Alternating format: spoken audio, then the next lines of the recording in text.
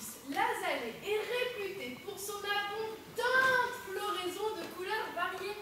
Donc, vous allez en voir de toutes les couleurs. Vous allez me dire pourquoi et compagnie. Eh bien, tout simplement parce que je ne suis pas seule sur scène.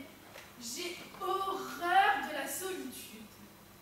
Je suis en compagnie de compagnie. Je vous raconte pas comment c'est pratique comme prénom compagnie. Bon allez, je vous présente compagnie. Bonjour.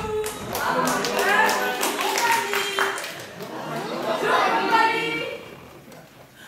Ça me fait toujours bizarre quand on t'appelle. J'ai l'impression qu'on insulte Florent Pagny. Peut-être, mais une chose est sûre. Vous n'aurez pas ma liberté de penser. Et j'y pense. Si on commençait. Oh oui, allez, on y va. Les mots sont des îles mystérieuses perdues dans l'océan des idées. Il suffit de les aborder avec amour pour en découvrir tous les secrets. Quand on commence à les regarder de près, à jouer avec, à les caresser, à cueillir les lettres et les associations d'idées qui les habitent, les mots regorgent de coïncidences troublantes et de messages insolites. Ils nous parlent, écoutons-les. Les mots sont des îles mystérieuses. Alors, prêts pour le voyage? L'embarquement est immédiat.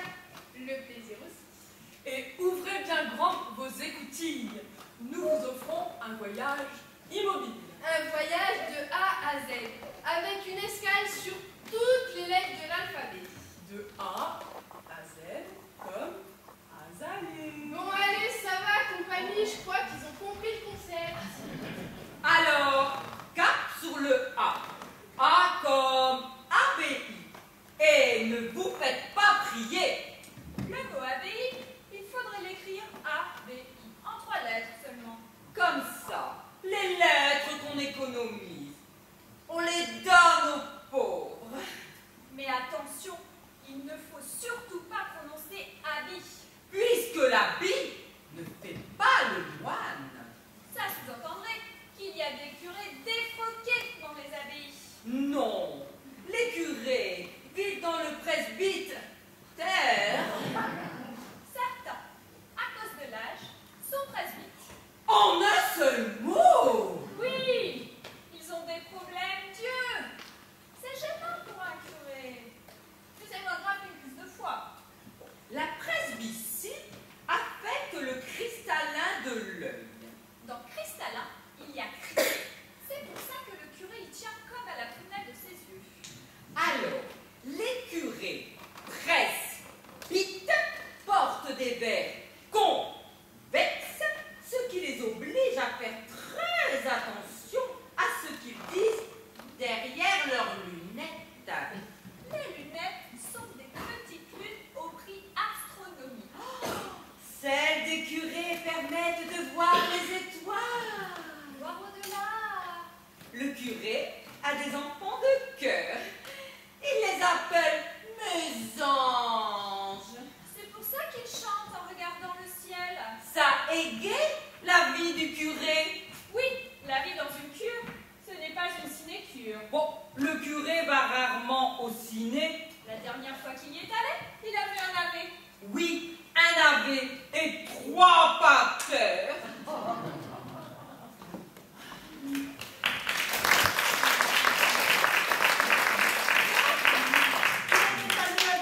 Alors, on continue.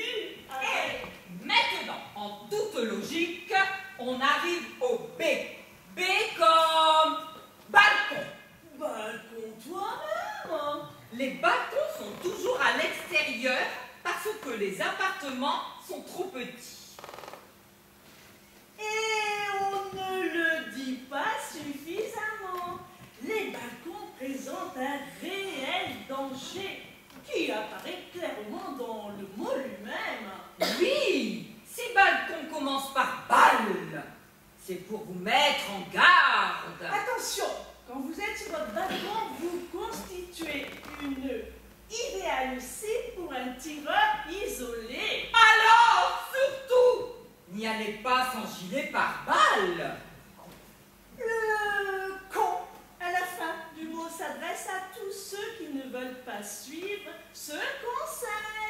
Surtout à Noël, parce que ce jour-là, c'est hyper dangereux. On risque de recevoir en pleine figure des prédictions à la con. Vous connaissez le dicton Noël au balcon, Paco Rabanne. Paco Rabanne est un voyant illuminé qui se prend pour Nostradamus. Nostradamus, c'est l'arrière-arrière-grand-père du chanteur Adamo. C'est pour ça qu'Adamo se prénomme Salvatore. Ça veut dire sauveur dans la langue de Nostradamus. Et notre Adamo a une mission sur Terre, oui, oui, interpréter en chanson, si possible, chez Drucker, des quatrains écrits par Nostradamus. Prenez par exemple le tube d'Adamo au titre prémonitoire d'Inch'Allah. Du Nostradamus pur jus. Et si vous comprenez la prédiction, vous êtes balèze, hein? Alors, j'ai vu l'Orient dans son écrin avec la lune pour bannière. Et je comptais en même qu'à chanter au monde sa lumière. Mais quand j'ai vu Jérusalem, coquelicot sur un rocher, j'ai entendu un requiem quand sur lui je me suis penché. Ma prédiction du jour, hein, qui trop se penche à son balcon risque de tomber dans l'oubli.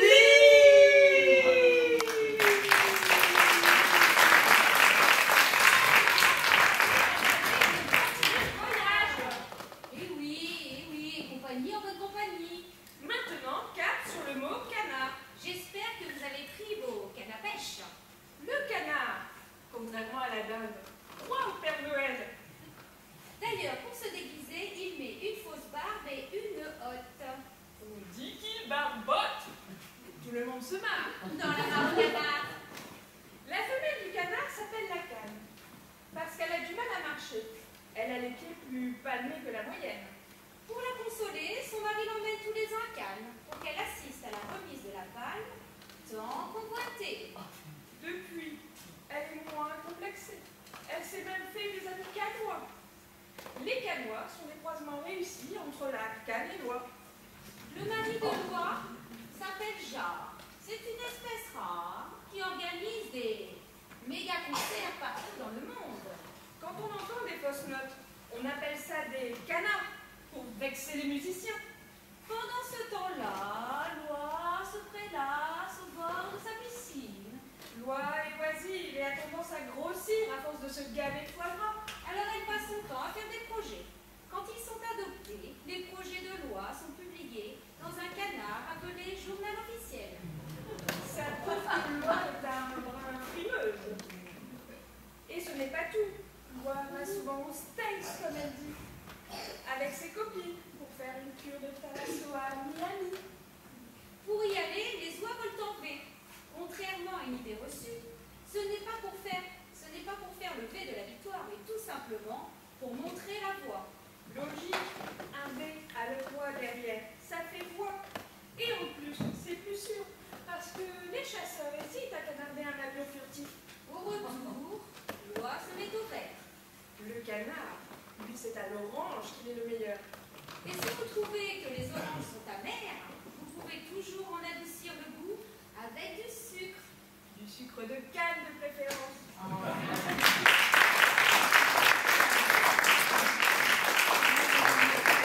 Et maintenant, cap sur le dé avec le mot défi. Oh! C'est pas quatre. Et si, on ne se défile pas. Un défi, c'est avant tout une idée fixe. D'ailleurs, ça tombe bien, on entend défi dans idée fixe. Sauf si ça tombe dans l'oreille d'un sourd.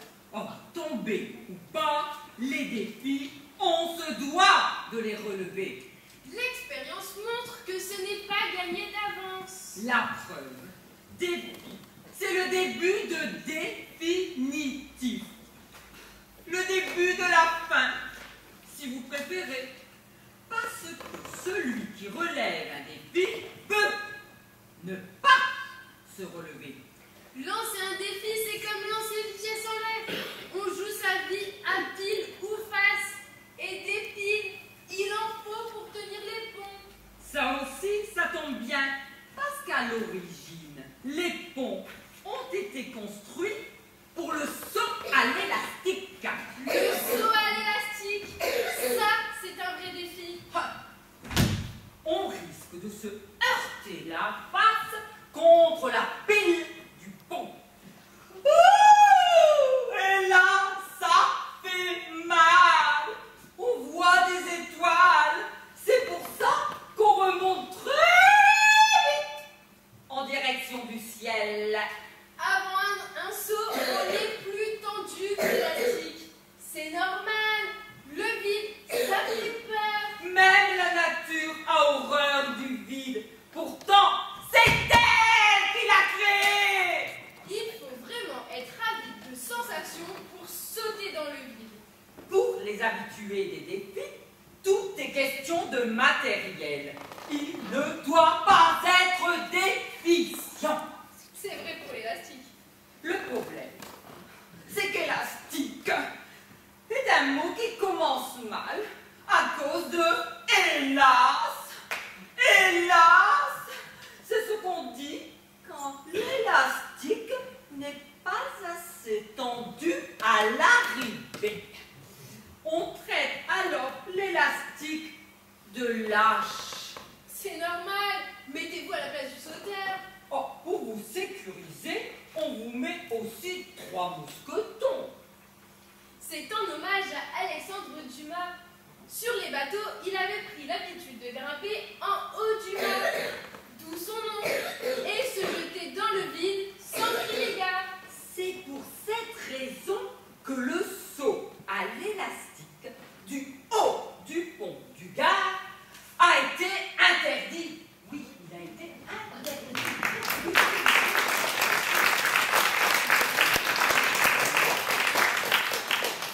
Et maintenant, on va se mouiller un peu. Alors, on plonge direct dans l'eau. Dans le E de haut, quoi. Pas dans le haut, puisqu'en principe, l'eau est en bas. Et ne vous noyez pas dans nos explications. Donc, nous disons E comme O. C'est surprenant, O. Quand on les pèle, ça fait E-A-U. Il n'y a pas de O dans O. Vous me direz, dans oiseau, il n'y a pas de L. Et en plus, dans oiseau, il y a O. Pourtant, dans l'eau, il n'y a pas d'oiseau. À part peut-être les poissons volants. Les poissons volants, on les attrape comme les papillons, avec une épuisette. À force, c'est épuisant l'épuiser. Mais pas autant que puiser de l'eau, qu'il ne faut surtout pas puiser avec une épuisette. Il est épuisant, non? Donc, je disais qu'un poisson sans ailes, c'est mieux qu'un poisson avec des ailes. Et un poisson avec un aile, c'est un polisson. Alors il vous fait tourner en bourrique. Les poissons, en général, sont plus calmes. En principe, ils ne font pas de bruit, ils sont muets comme la carne. À part quelques exceptions. Et oui, seuls et raies sont des poissons à musique. Le poisson-cire aussi. Le thon également, mais dans une moindre mesure. Seulement quand il nage sur le dos. À Paris, on pêche à la mouche pour attraper les bateaux du même nom. Les bateaux-mouches sont comme nous. Ils aiment la Seine. Et même si la Seine n'est pas très saine, c'est quand même de l'eau douce. La Seine, c'est de l'eau douce, comme ta peau. Et on considère qu'une eau est douce à partir du moment où elle ne fait pas de mal à une mouche. Pour ça, la Seine est cool. Elle n'en veut à personne. À part peut-être à Apollinaire, qui la gonfle avec son pont Mirabeau. Dans l'eau de mer, il y a du mercure. Le mercure, c'est une espèce de poison avec un nez seulement, qui sert à prendre la température de l'eau. En règle générale, les poissons sont frileux. Surtout le poisson frit. Ça prouve que même avec des écailles, on cale. Le mercure n'a rien à voir avec la cure de mer. On l'appelle aussi thalassothérapie parce qu'on nous oblige à regarder Thalassa en boucle pendant les bains de boue. Même allonger les bains de boue, c'est fatigant. Mais c'est beaucoup moins pénible que les cures de Gloria Lassothérapie.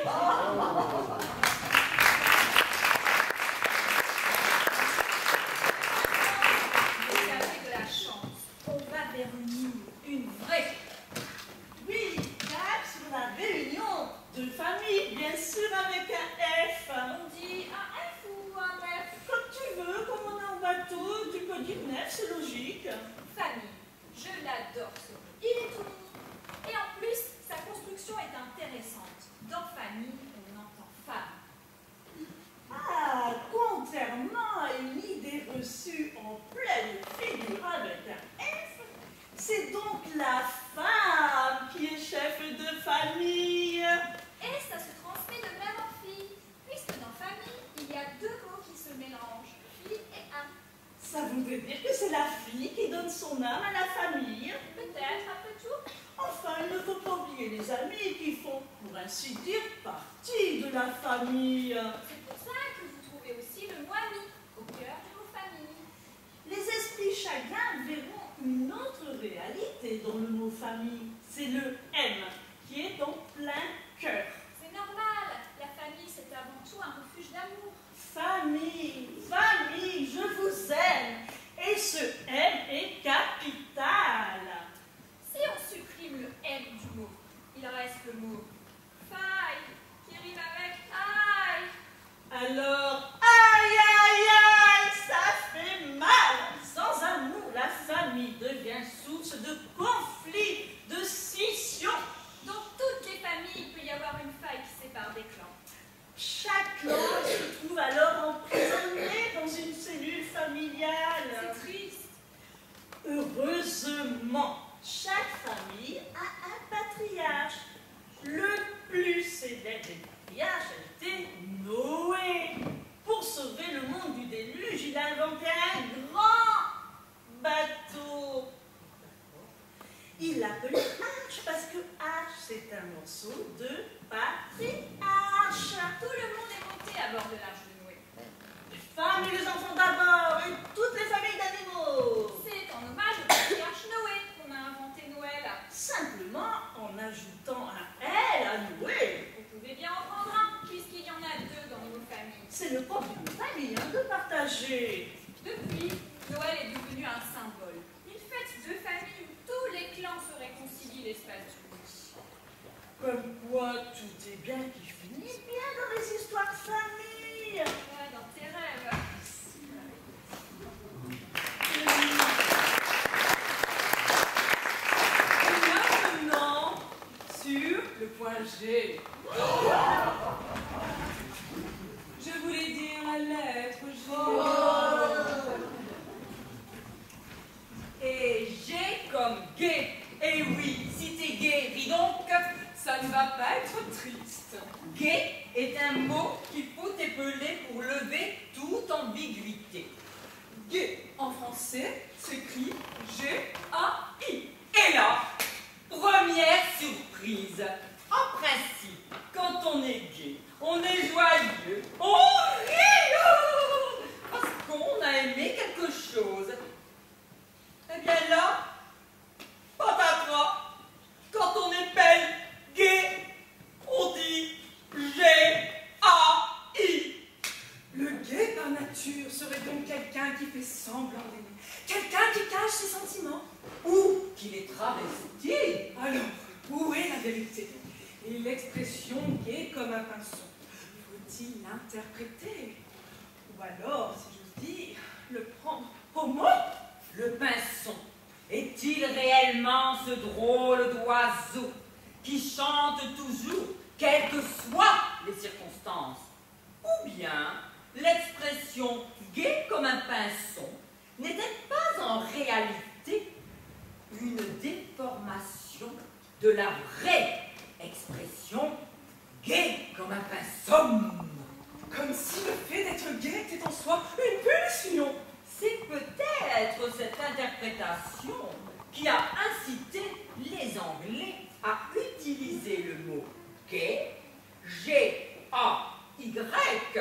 pour désigner les homosexuels. Vous remarquerez au passage qu'ils ont remplacé notre I gaulois par un Y grec qui allait mieux sous prétexte que l'homosexualité était la norme dans l'Antiquité grecque. Dans ces conditions, notre expression gay comme un pinceau prend une autre tournure. Oui! Elle devrait même s'écrire gai comme un pinceau en 2 mots. Ah, un peu comme pince-lui et pince-moi sont dans un bateau. Oh bon, etc. Sauf que là, la scène se passe dans un pince. Alors, on pourrait dire pince-homme et pince-fesse sont gays comme des pinceaux. Ils arrivent près du guet. Pince-homme fait le guet et l'histoire tombe à l'eau.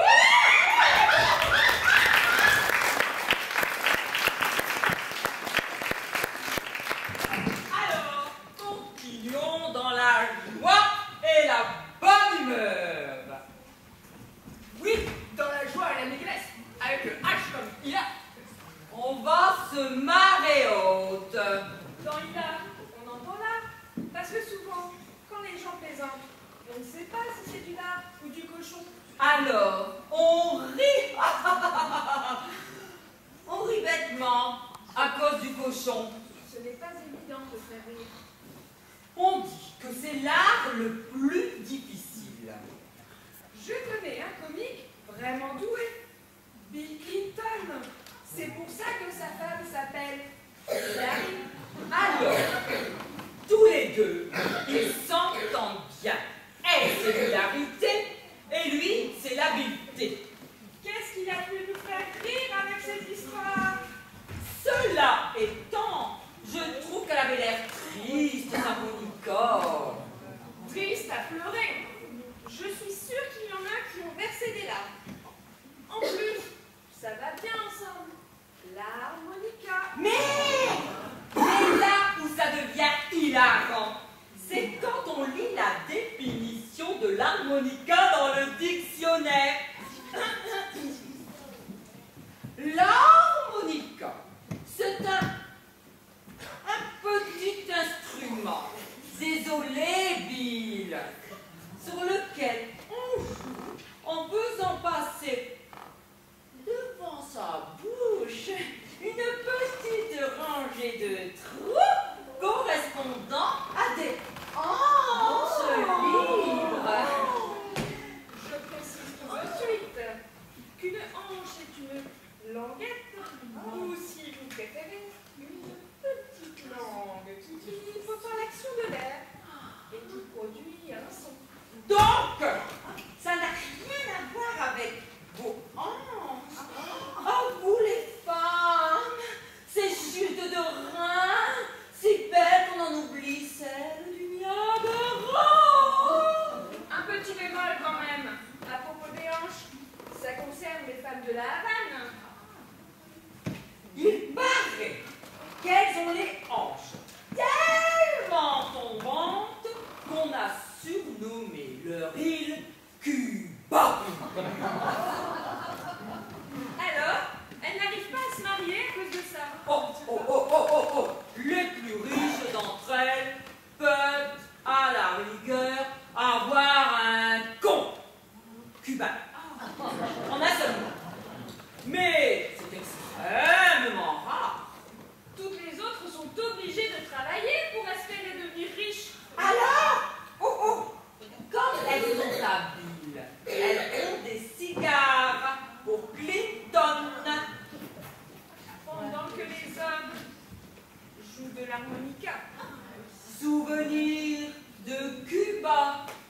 Sauf que Bill, contrairement à Castro, lui n'est pas fidèle.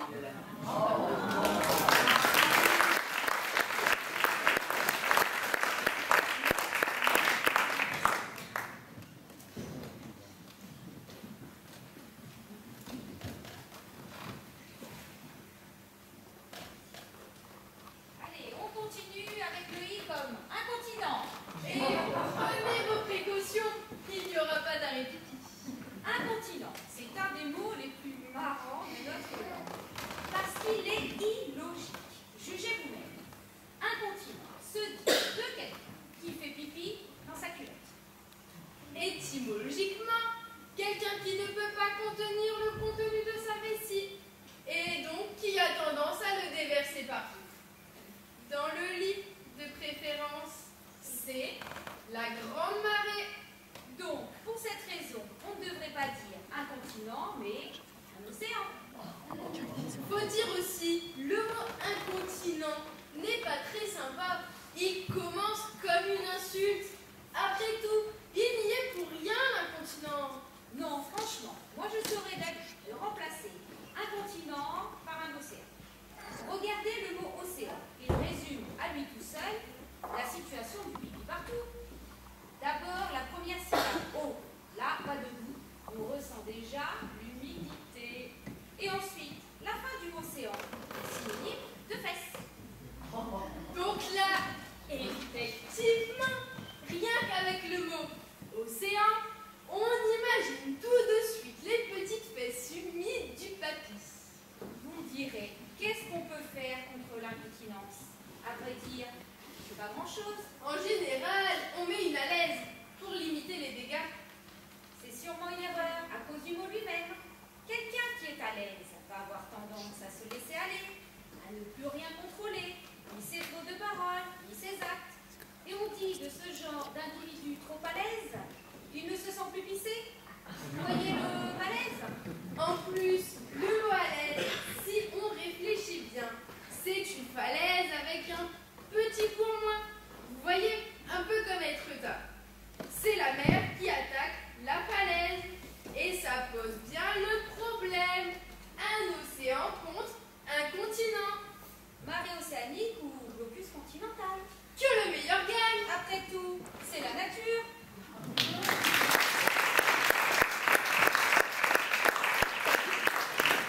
Et maintenant, cap sur le mot, sur le J du mot jeté, je veux dire. Oh, et cherchez bien à parler dans mon corps. Tu vois le mot jeté, il me fait comme un pincement au cœur. C'est la cause des symboles. Regardez la jetée. C'est un chemin de pierre qui s'avance doucement dans la mer. Ouais, et en fait, le jeter, c'est une invention pour éviter que chez Jacques, il se suicide trop près. Sinon, les secours ont le temps d'arriver et le presque noyé rate sa mort en plus de sa vie. Ouais, souvent, ce sont des suicides dus à ces chagrins d'amour, hein. La personne se rend compte qu'elle s'est faite jeter et forcément ce qui lui vient à l'esprit, c'est pas la tour Eiffel, mais la jetée. Ouais, et en plus, il y a tout des cheveux. On sent vraiment une relation qui s'arrête brutalement. Jeter. Oh ouais, c'est chaud, je t'ai aimé. Oh, mais je t'aime plus, hein. Oh, mais je t'ai tout dit. Je t'ai tout dit parce que j'avoue à te dire. Alors forcément, quand on entend ça, on n'a qu'une envie, se jeter personnellement à la mer. Parce qu'on n'a pas toujours une bouteille sous la main. Ouais, cela étant, c'est très désagréable de se faire jeter comme un mouchoir jetable. D'ailleurs, quand une femme parle de son ex, c'est en fait l'abrégation de son Kleenex. Ouais, entre parenthèses, il n'y a pas tout dit été clean, hein. La seule solution pour s'en sortir quand on a été jeté, c'est de jeter son dévolu à quelqu'un d'autre. Ouais, de toute façon, à pouvoir inverser les rôles le plus rapidement possible. Les bateaux aussi évitent de s'approcher trop près d'une jetée.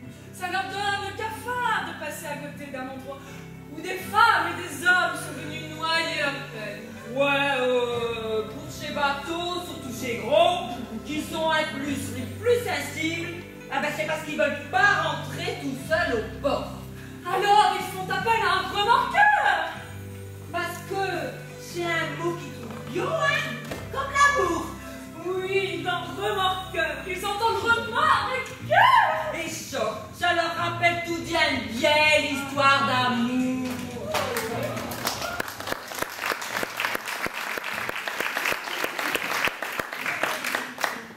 Bon allez, cap sur le mot Kitty. Oh, le ciel aussi est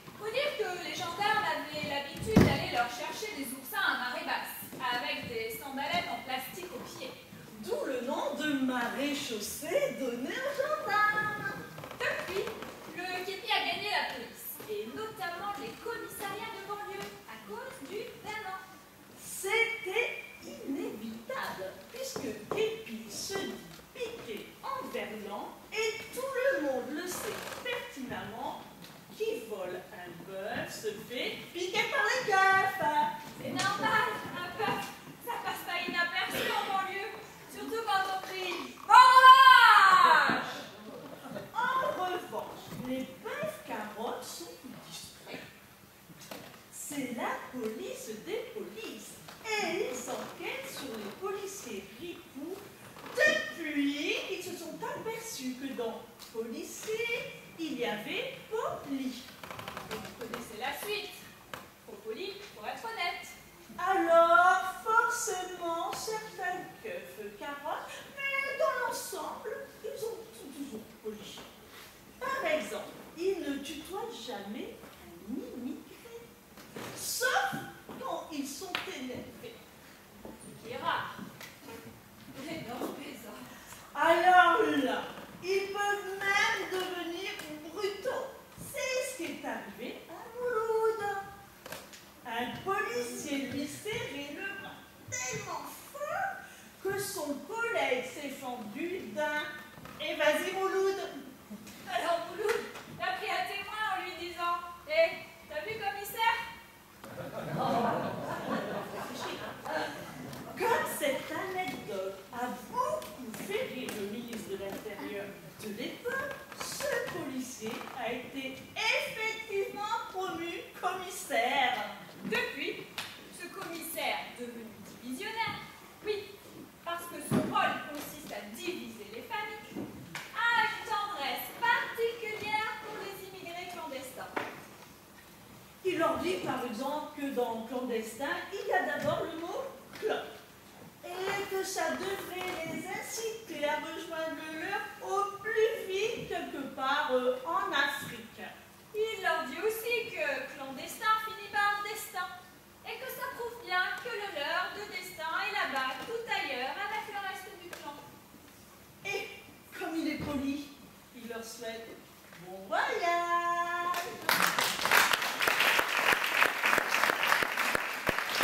Maintenant, direction le mot lait. Celui-là? Non, sinon on y va à pied. Non, lait, le contraire de beau. Et lait avec un D, pour ne pas vexer la vache. Ça va même plus loin, puisqu'on est tenu de dire soit il est vachement beau, soit il est terriblement laid. Vachement lait, c'est interdit. Sinon les vaches font la grève du lait. Quand ça arrive, les éleveurs de vaches vont aux champignons.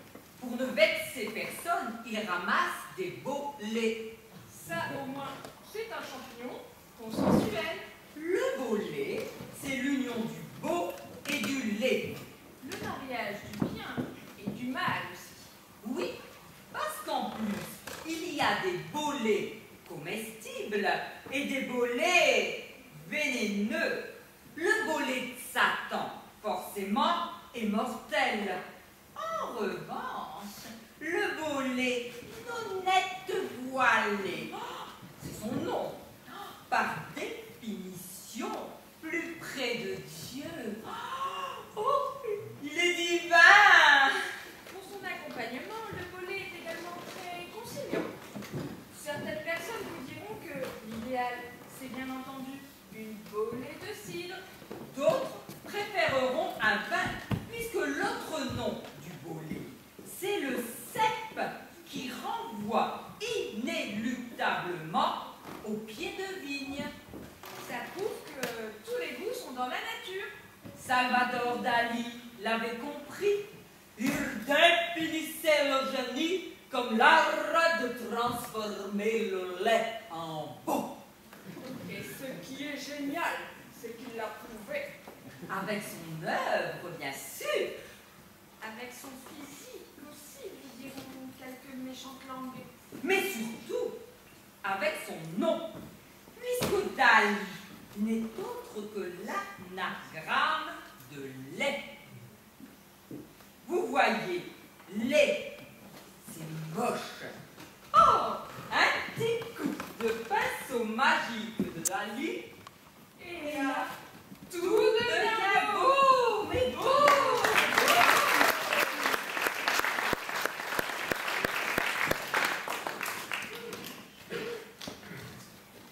alors, attention. Maintenant, ça devient sérieux. Direction le M, comme mathématiques. Et à la fin, interro écrite. Mathématiques, c'est un mot qui parle tout seul. Écoutez-le. Mathématiques. Mathé, plus loin matique. Vous entendez? Ça commence mal. Ça me rappelle un prof de maths qui disait souvent « Je vais vous mater, bande de fainéants! Avouez que pour une entrée en matière, ça fait peur. Et la matière est lourde en coefficient. Il y a pire. Écoutez, maths et maths, hic. Vous entendez à la fin? Il y a un hic. Ça, tous ceux qui ont séché sur des problèmes de maths le savent bien. Il y a toujours un hic. Et vous avez vu l'insistance du mot? Maths et maths, hic. On entend 2 fois le mot maths dans le mot. Franchement, on aurait pu mettre maths en facteur pour simplifier et écrire maths facteur de 1 plus hic. On aurait dit qu'une fois maths. Parce que moi, quand j'entends maths, je pense auto-mathématiquement à échec à cause de la formule échec et maths. Vous comprenez pourquoi les maths, ça rend fou? C'est une sorte de maladie mentale. Comme le calcul mental d'ailleurs. Et méfiez-vous, le calcul finit même par attaquer les reins. Heureusement, maintenant on a les ordinateurs avec leurs puces électroniques. D'ailleurs, vous avez remarqué dans mathématiques, on entend tic. C'est pour nous faire penser aux tic et aux puces. Je suis persuadée qu'on finira par remplacer tic par puce des plus high-tech. Et oui, c'est inéluctable. Fini les tics. Place aux puces. Et mathématiques va devenir mathémapuce. Et là, ça sera marrant d'entendre un élève dire à son prof: mathématiques, moi j'aime pas, je préfère mathémapuce. J'imagine d'ici sa puce. Une superbe inconnue, sortie tout droit d'une équation d'un grand ensemble. Une pommade, bien sûr, et un physique plutôt agréable. Ça prouve aussi que maths et physique seront toujours liés. C'est QFD, qui veut dire... Comme quoi, faut déconner! C'est le théorème des piqûres. Et croyez-moi, ces piqûres-là, Ça me fait pas mal!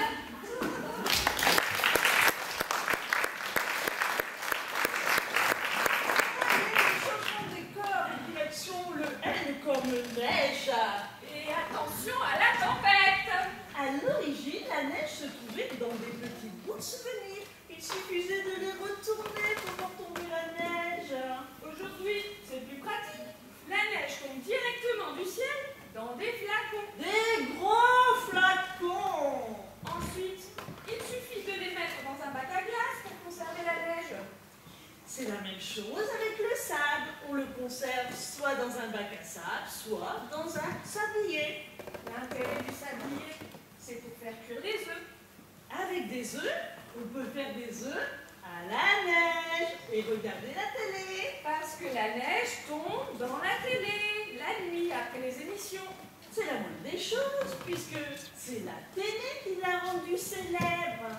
Vous vous souvenez de ce jeu télévisé où les candidats avaient chacun leur propre neige et la faisaient tourner dans tous les sens pour faire un bonhomme?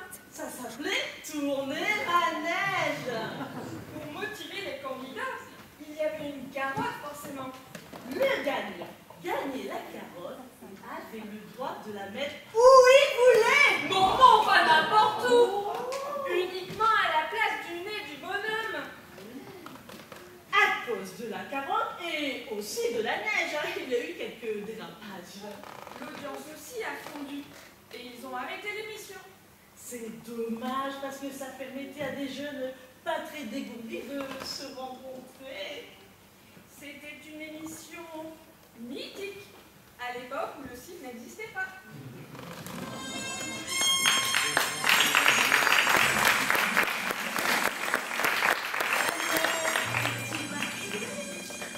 Immaculé dans la religion, ça veut dire sans péché. Alors, la neige ne peut s'empêcher de se pencher sur sa condition. Quand elle se rend compte qu'elle n'est pas éternelle, la neige est triste et elle fond en larmes. Après, quand elle va mieux, elle se poudre pour aller faire du ski.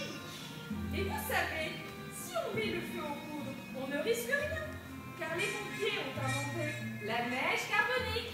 Et miracle, même avec du carbone noir, la neige reste quand même blanche. Les pompiers ont vraiment du génie. Normal, génie. C'est l'anagramme de neige.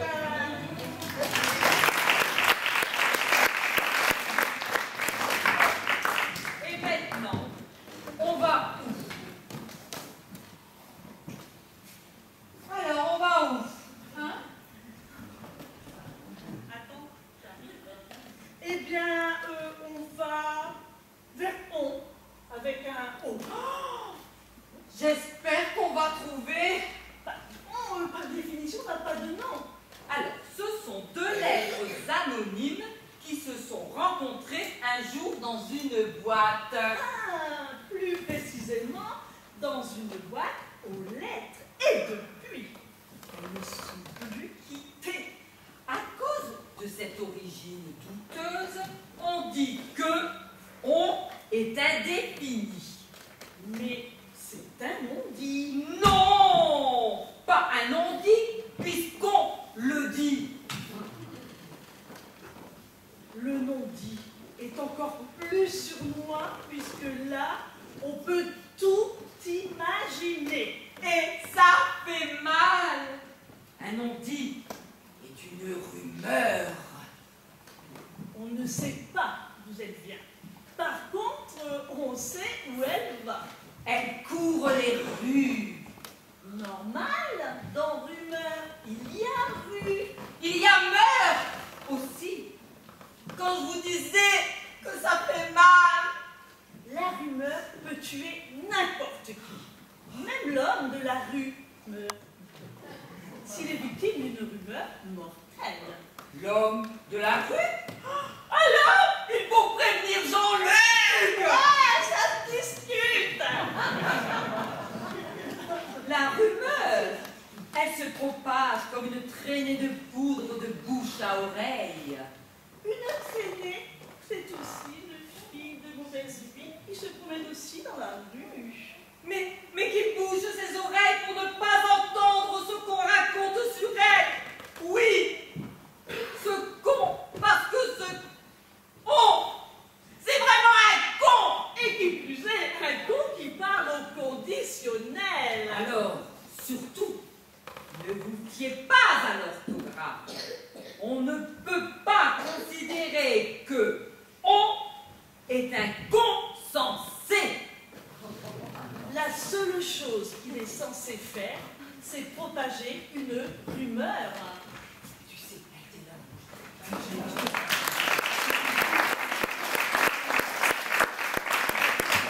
Allez, on continue avec le P comme parent. On a l'esprit de famille. Parent, c'est un des plus beaux mots de la langue française.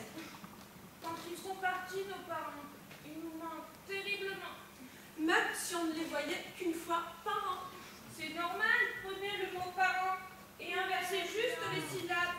Écoutez, vous entendez rempart. Et là, vous avez tout compris, puisque la première fonction des remparts est bien de protéger. Nous protéger de part en part. Mais ce n'est pas tout. Maintenant, prenez le mot mère. Collez-le au mot père. Tout contre l'un contre l'autre. Comme si les deux mots se faisaient un gros câlin. Vous obtenez quoi? Mère, père. C'est-à-dire, en articulant bien, comme nos parents nous l'ont appris, mais repère. Et là, vous avez la deuxième fonction des parents. Après vouloir nous protéger, c'est nous guider dans la vie. Nous donner des repères. Sinon, on se perd sans repère. Mais tout ça, c'est la thèse des parents. La thèse des enfants, c'est la thèse inverse de celle des parents. On l'appelle donc parenthèse. La thèse de la parenthèse est simple. Les parents ne nous protègent pas, ils étouffent. Pour les enfants à la maison, c'est comme avec une parenthèse. Des gros loups, il faut la fermer. Et les enfants rêvent de l'ouvrir cette parenthèse, de faire des courants d'air, d'aérer leur quotidien. Les enfants manquent d'air, c'est inconnu. Et voilà pourquoi les parents ont inventé le centre aéré. C'est une belle petite parenthèse pour les enfants, non? Et encore plus pour les parents. D'ailleurs, ils profitent de cette parenthèse pour faire d'autres enfants.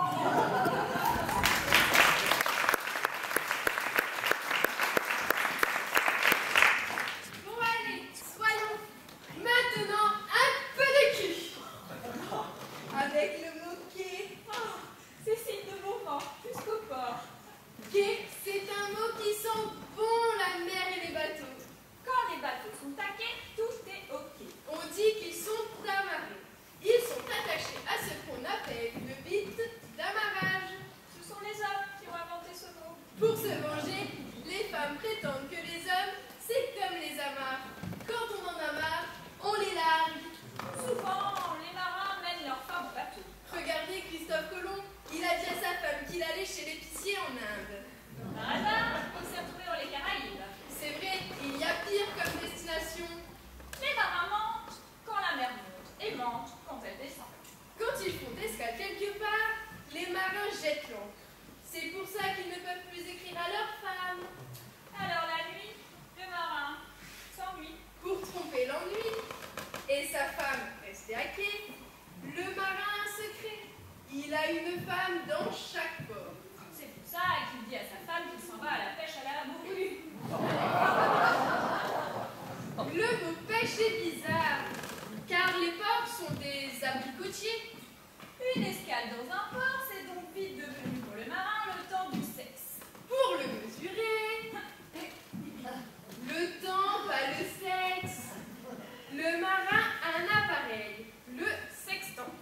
Ça lui donne la direction de la femme qui l'attend dans le port. Pour aller la retrouver, il se fait beau, il quitte le quai.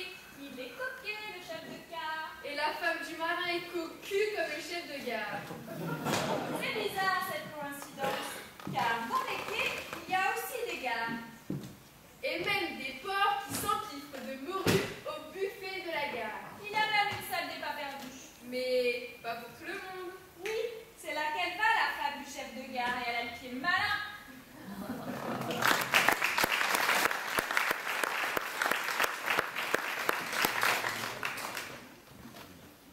Bon, maintenant, je ne voudrais pas casser l'ambiance, mais air comme radeau.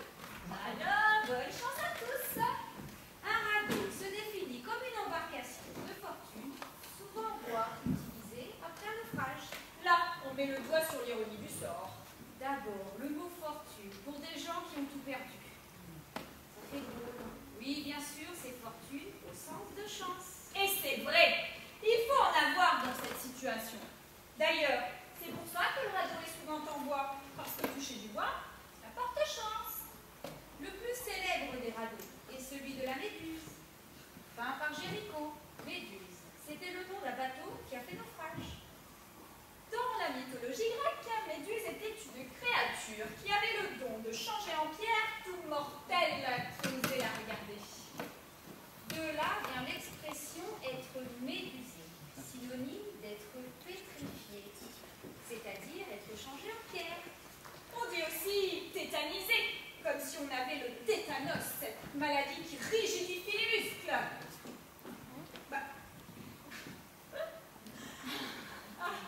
Pour s'en sortir, il faut faire d'urgence une cure antitétanique. Antitétanique ou anti-titanique. Vous voyez, la Méduse qui a fait naufrage était bel et bien l'ancêtre du Titanic. Radeau, on pourrait l'écrire rat plus loin d'eau. Tout simplement parce qu'en cas de naufrage, les rats quittent le navire. Et qui court après les rats? Les chats, bien entendu. Alors remplaçons rat par chat. Radeau devient shadow. Et shadow, en anglais, ça veut dire ombre. C'est normal, la plupart du temps, les naufrages ont lieu la nuit. Par gros temps, par tempête. Les marins appellent ça le grain. La nuit, il veille au grain avec le chat. En cas de naufrage, le chat et le grain se mélangent. C'est le chagrin. Les passagers crient, pleurent, tout le monde a la larme à l'œil. C'est l'alarme générale. Et là, on entend les sirènes du bateau. Ce sont ces créatures, moitié femmes, moitié poissons, qui font de la planche à voile à côté des radeaux. Et franchement, se noyer près d'elle, c'est pas la mer à boire.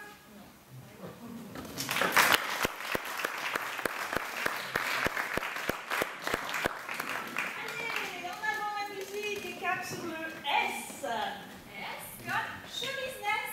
Show business, c'est un mot composé parce que pour réussir dans ce métier, il faut composer. Contrairement à une idée reçue, composer ne signifie pas coucher. Sauf en musique, puisque composer, c'est coucher des notes sur une partition. Le show business est surnommé showbiz parce que c'est un milieu où l'on se fait facilement la bise. À la bise, c'est aussi un vent froid, voire glacial, comme l'accueil que peut nous réserver ce lieu. C'est pour adoucir cette première impression que devant bise, on est chaud. Mais bon, on n'est pas dû. D'un autre côté, showbiz, c'est plus facile à retenir que froid, sirop.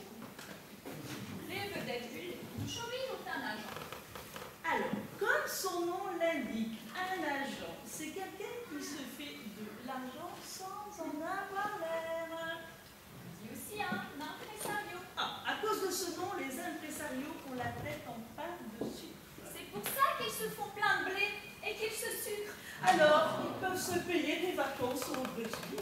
Brésil, c'est l'anagramme de libre. Parce que les Brésiliens sont libres de choisir leur sexe dès l'âge de 18 ans. Avant d'être opéré définitivement, ils doivent faire un stage de travesti à Paris pour se préparer au grand saut. En argot, travesti se dit travelo. Parce que l'eau à Paris, ça fait penser à la Seine. Et qui elle-même fait automatiquement penser au Brésil, à cause du mot Seine à Rio. Et la Seine a toujours refusé de passer à Rio. Cela étant, elle fait l'effort de passer à proximité du bois de Boulogne. C'est quand même sympa. Pour se produire sur scène, les vedettes prennent des cachets. Ça ne les empêche pas d'avoir le trac. Le mal de Seine, c'est comme le mal de mer. C'est normal, la Seine se jette dans la mer. Plus précisément, la Manche. C'est pour rappeler à certaines vedettes qu'elles ont commencé dans le métro.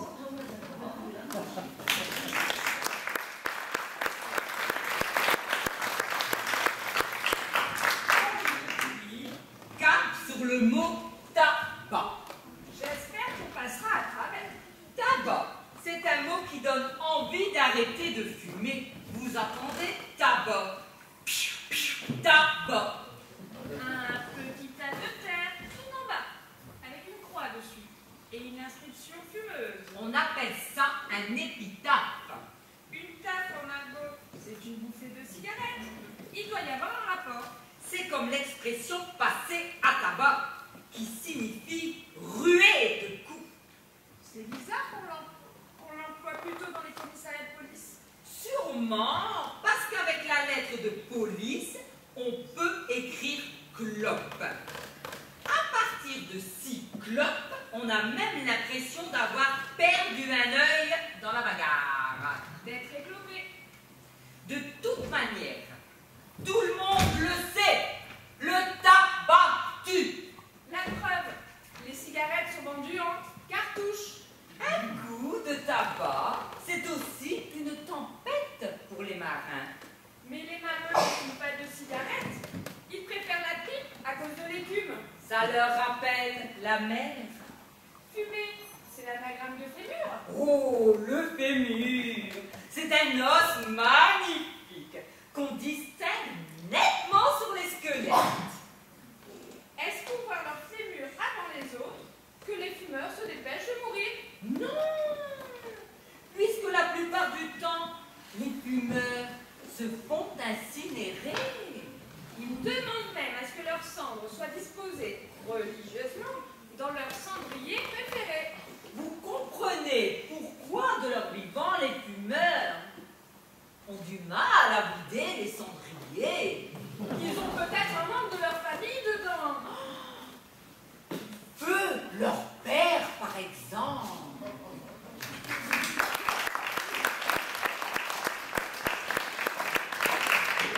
Et maintenant, cap sur le mot utopie. Ça, c'est une croisière de rêve. L'utopie est une île entourée de rêves. Alors, on a du mal à la situer sur une carte. L'utopiste s'appelle ainsi parce que toute sa vie, il prétend être sur la piste de l'utopie. C'est aussi pour ça qu'on le prend pour un clown. Il fait marrer tout le monde quand il est sur la piste avec son nez rouge et son île qui n'existe pas. Mais parfois, il est triste. Alors, il s'assoit et joue à la toupie. Pas parce que toupie est l'anagramme d'utopie, De toute manière, le clown, il s'en fout, il ne sait pas lire. Non, la toupie, c'est son truc. Elle tourne, sans savoir où elle est. Elle croit qu'elle est en voyage et en fait, elle reste sur place. Et quand elle s'arrête de tourner, elle tombe. Le clown se dit qu'il est pareil. Il rêve. Et le jour où il arrête de rêver, il meurt. Alors, il cherche sans cesse son île. Peut-être que son île à lui coule aussi en Égypte, entre les pyramides. Après tout, c'est une piste puisqu'il y a un désert. Et les pistes du désert conduisent aux oasis. Alors, l'utopie est peut-être une oasis perdue au milieu des sables. Cela expliquerait d'ailleurs pourquoi on dit de lui qu'il a un grain. Et en plus, dans les déserts, il y a des mirages. Ce sont des avions français qui survolent le désert à basse altitude pour l'arbre. Ça effraie les chameaux qui partent en vacances en caravane. De toute manière, l'utopiste ne deviendra jamais réaliste. Il déteste ce mot. Pour lui, le réaliste fait la liste de tout ce qui est possible de faire. Ça limite, forcément. Ensuite, au fur et à mesure qu'il réalise quelque chose, il le raye de sa liste. Quand tout est rayé, il meurt. Souvent, juste avant de mourir, il réalise qu'il a oublié de rêver.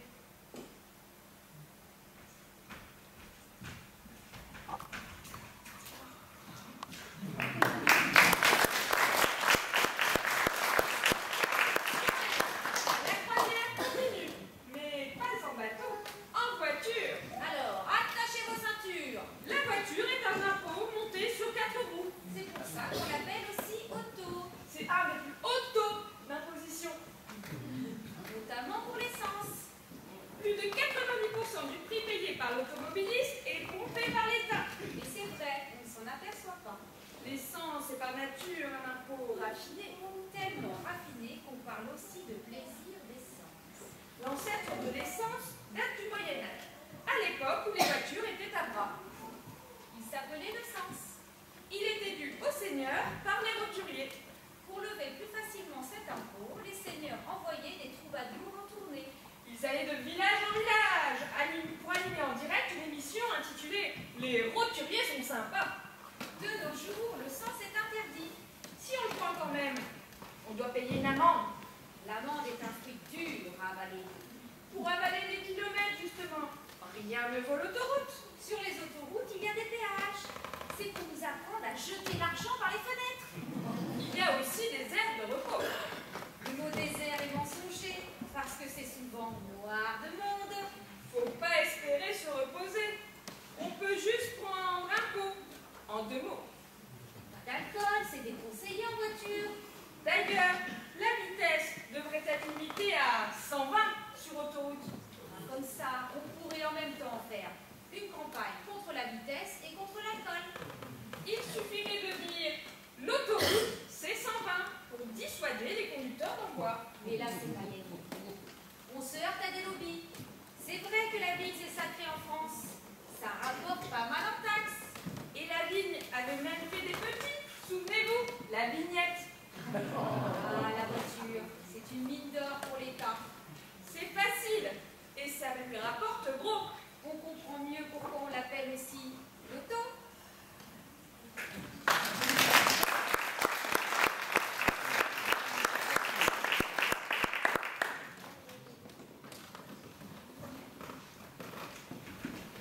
Et maintenant, cap sur WC. Et on se perd, champagne. WC, ce sont les initiales de Water Closet. Et là, explication. Water, c'est tout simplement parce que dans le trou de la cuvette WC des trains, on voit la terre qui est fixée, impressionnant. Et Closet, c'est parce que dans les toilettes, contrairement à ce qu'on pourrait penser, on n'y va pas pour faire un brin de toilette. On peut juste juste faire un bain de closette à travers la porte, mais franchement, ce n'est pas l'idéal. On s'entend mal, surtout dans le train. On a gardé ces initiales WC parce qu'en définitive, elles se révèlent bien pratiques à l'usage, si j'ose dire. Quand vous voyez WC sur la porte en entrant, vous vous dites, tiens, c'est W comme water. Et vous savez que water, ça veut dire eau en anglais. Forcément, vous avez un moyen mnémotechnique simple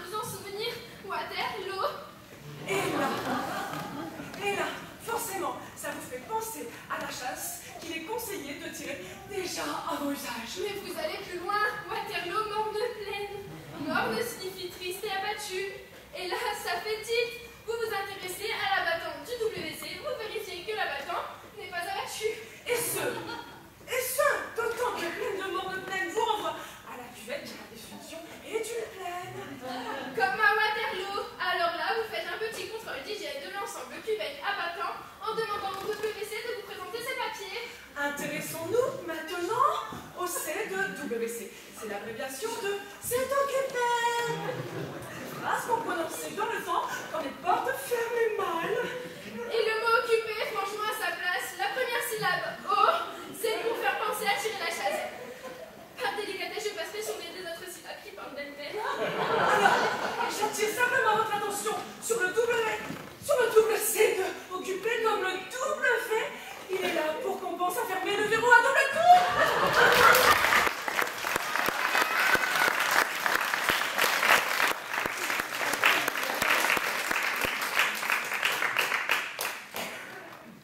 Et maintenant, direction le X avec le mot xénophobie.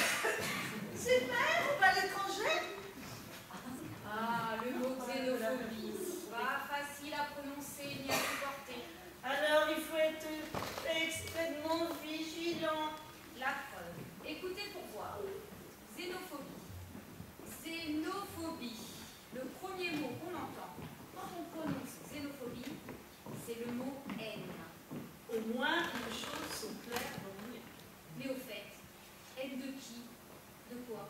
Là, la réponse est dans la première lettre, un X. Le X, c'est l'inconnu. On ne sait pas d'où il vient, mais en tout cas, il n'est pas d'ici. X est aussi celui contre qui on porte plainte dans un commissariat. X, c'est cette signature au bas d'une lettre anonyme pour dénoncer un juif pendant la guerre. X, c'est la clandestinité, les accouchements sous X. X, c'est aussi l'initiale des films porno qui sont déconseillés au public non averti à cause du côté dégradant de certaines formes obscènes. Vous direz un X, c'est aussi un polytechnicien. Oui, à cause des X des équations. Le polytechnicien ne pense qu'aux maths. Au fait, tu connais la différence entre un polytechnicien et un train? Ben oui, hein, tu la sors à chaque représentation. Le train, lui, quand il déraille, il s'arrête, ça. Donc xénophobie et aussi phobie. Normalement, une phobie, c'est juste une peur non maîtrisée. Et ici, ça va nettement plus loin. C'est dû à la syllabe faux qui symbolise la mort. La mort rôde et sa faute. Et Vanzetti dans le mot xénophobie.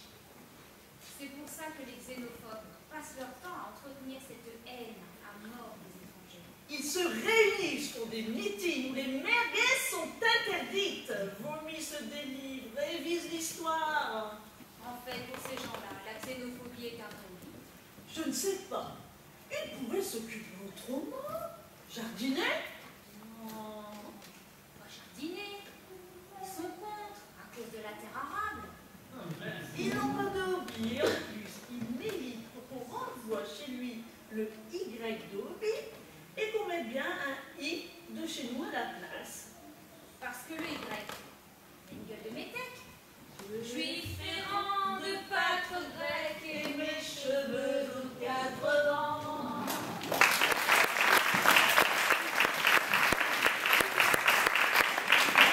Bon, allez, on touche au but avec le Y.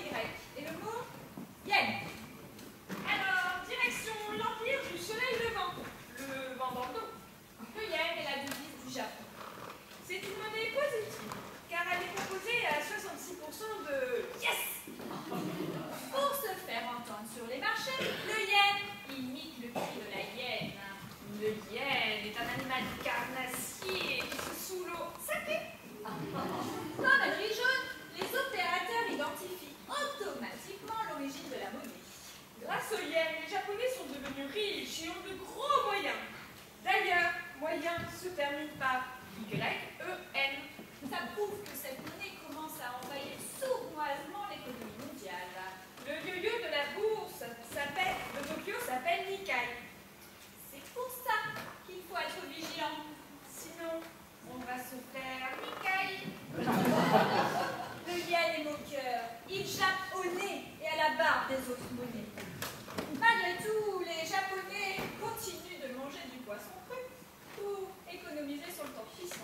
parce que le thon cuisson aussi, c'est de l'argent.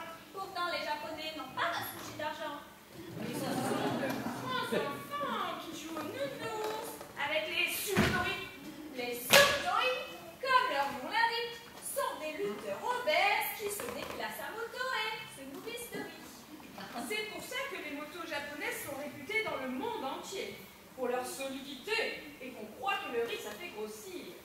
Les Japonais sont également très appréciés dans les centres équestres, car ils acceptent de prendre des enfants sur leur dos pour leur faire faire un tour. C'est normal, le japonais descend du cheval. C'est pour ça qu'il hé Plus exactement qu'il est hippon. Les japonais aussi adorent jouer avec les mots, parce que ça ne coûte rien, contrairement au Tamagotchi. Et en plus, les mots, ça adore la vie. Leur spécialité, ce sont les anagrammes. Dès qu'ils voient un mot, ils en mélangent les lettres. Par exemple, avec Tokyo, ils vont vous faire Kyoto. C'est marrant au début, mais après, vous avez du mal à vous y retrouver.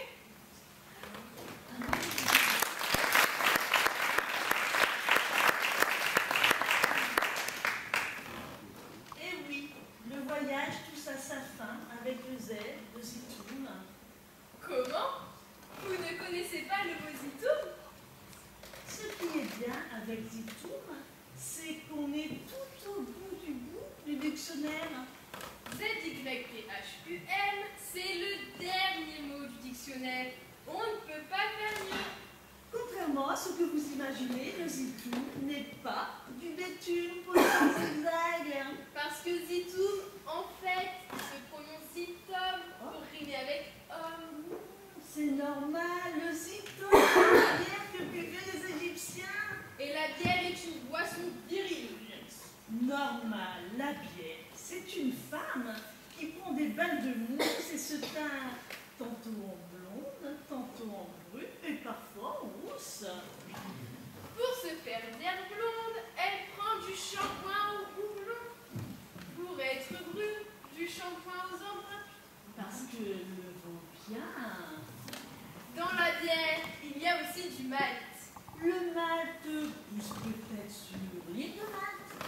Les habitants de Malte, les Maltais, sont d'anciens faucons reconvertis dans l'espionnage et la bière. Les faucons maltais ont inventé les faux-cols que l'on voit pousser en haut des verres de bière. Ce qui est triste dans tout ça, c'est que les bières sont aussi des cercueils. C'est pour nous prévenir que l'abus d'alcool est dangereux. Oui, mais Malte, c'est aussi une île. Oui, et alors? Les mots sont des îles mystérieuses, perdues dans l'océan des idées. Il suffit de les aborder avec amour pour en découvrir tous les secrets. Quand on commence à les regarder de près, à jouer avec, à les caresser, à cueillir les lettres et les associations d'idées qui les habitent, les mots regorgent de coïncidences troublantes et de messages insolites. Ils nous parlent, écoutons-les. Les mots sont des îles mystérieuses qui vous attendent. Maintenant, vous le savez, cher public. Alors, à vous de poursuivre ce beau voyage dans la vraie vie. Dans celui des mots de tous les jours, des mots rien que pour jouer, Des mots pour oublier les mots. les mots qui parlent pour vous faire aimer la vie.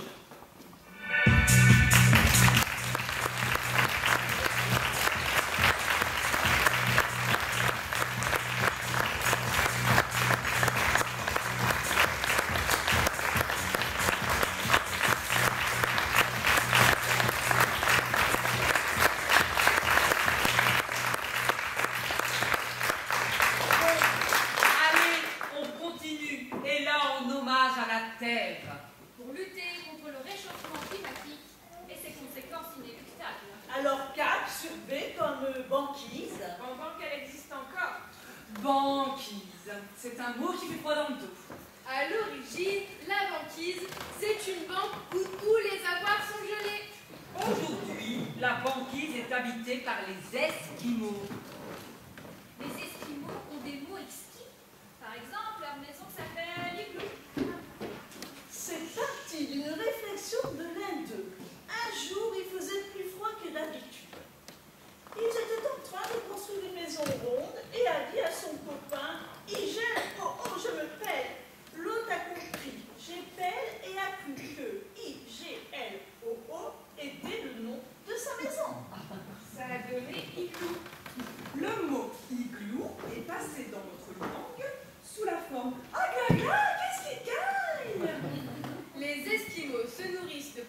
surgelées et de banana splits. Il se frotte le nez pour se dire bonjour. Il paraît que c'est l'idéal pour rompre la glace. Faites-le à votre voisin et voisine pour voir. Préparez le spectacle. Bon, allez, c'est fini vos ébats, on peut continuer? Les Esquimaux ont des aurores boréales. Une aurore boréale, c'est un vrai bijou.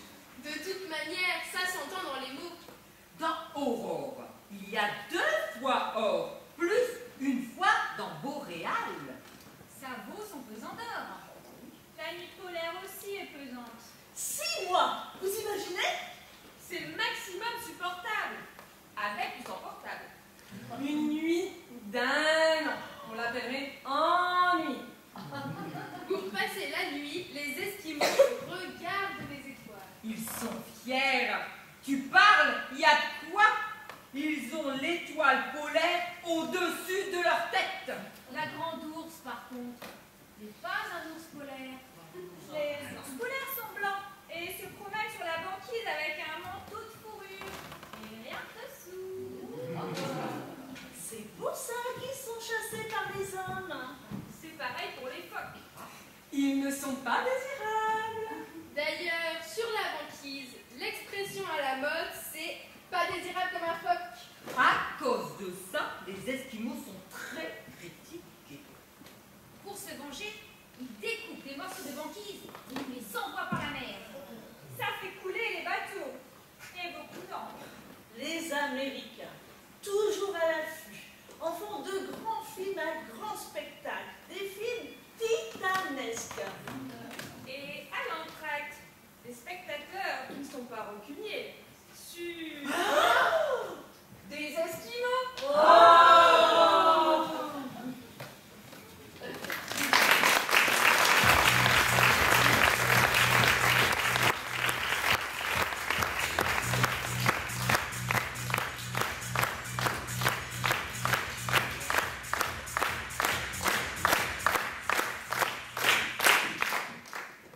Alors, vraiment, tout dernier pour la route, pour vous dire merci à notre manière et surtout pour bien vous guider dans la vie. Donc, il vous faut un phare. Phare, c'est un mot qui sent bon la mer et les embruns. Tous les phares ne sont pas bretons. Le vrai phare breton est un gâteau que les marins mangent en regardant la mer. La nuit, les marins n'ont Dieu que pour Dieu et le phare qui leur montre le chemin. Les phares sont les yeux de la mer. Les femmes des marins le savent bien. Elles se mettent du phare à paupières pour que leurs maris de marins les regardent plus souvent. Quand ils sont en haute mer, les marins ne voient plus le phare. Ils sont trop loin, mais loin en anglais, ça se dit phare. Alors ça compense. Il y a de moins en moins de phares sur les côtes. C'est à cause de sirènes. Non, pas les sirènes des bateaux qui hurlent comme des cornes de brume. Mais les sirènes des marins, ces femmes fatales qui vivent dans les histoires qui se terminent en queue de poisson. La plupart des marins ont tendance à s'émouvoir à la vue d'une sirène.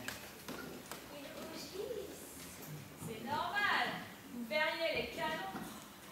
Il manquerait plus que les sirènes soient des thons. Et quand un marin est rouge, comme un rouget, on dit qu'il pique un phare. À force d'en piquer, il n'en reste plus beaucoup. Le matin, au réveil, le marin est un blafard. Blafard comme le phare au lever du jour. La première chose qu'il fait en se réveillant, il dit merci à la mer pour la journée qui s'annonce.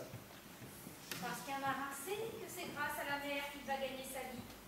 Le soir, avant de s'endormir, il lui dit à nouveau merci. Parce qu'il est encore en vie, c'est signe pour le marin que la mer l'a épargné. Et un marin qui dit merci à la mer, c'est terriblement poétique. Écoutez, merci, merci.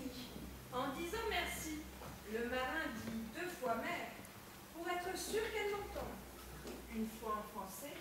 une fois en anglais.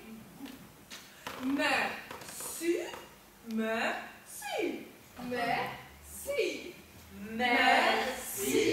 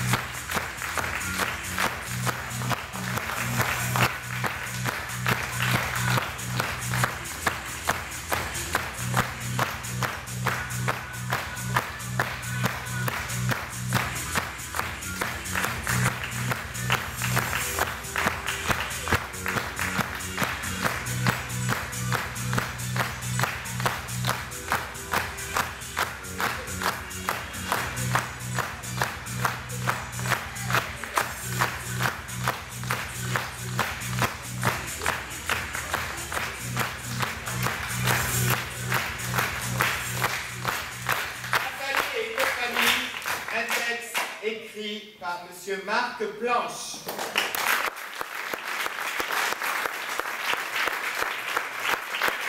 Il n'est pas là, mais je lui enverrai la vidéo, il sera content. Merci Nicole.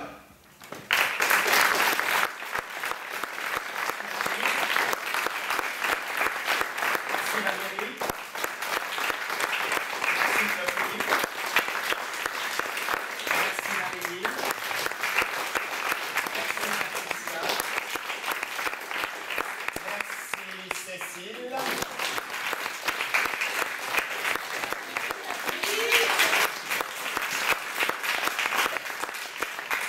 Merci à Valérie pour la réalisation du diaporama. Bravo.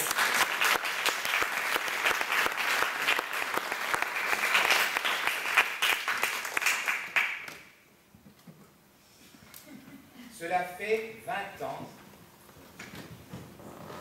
aujourd'hui que je suis à Seclin. Pour mon anniversaire, vous avez été très gentils, vous êtes pratiquement une vingtaine de personnes. Et merci à vous d'être venus. Merci.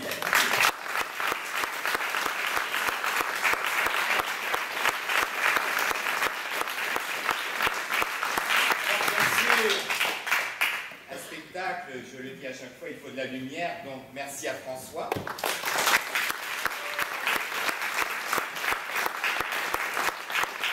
Un spectacle, il faut du son, il faut de la musique, merci à Stéphane.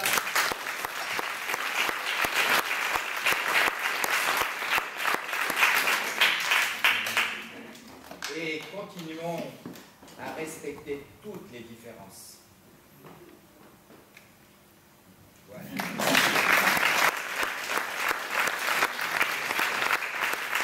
Nous allons venir voir des spectacles joués par des enfants, par des ados, demain soir et vendredi. Donc, vous serez les bienvenus.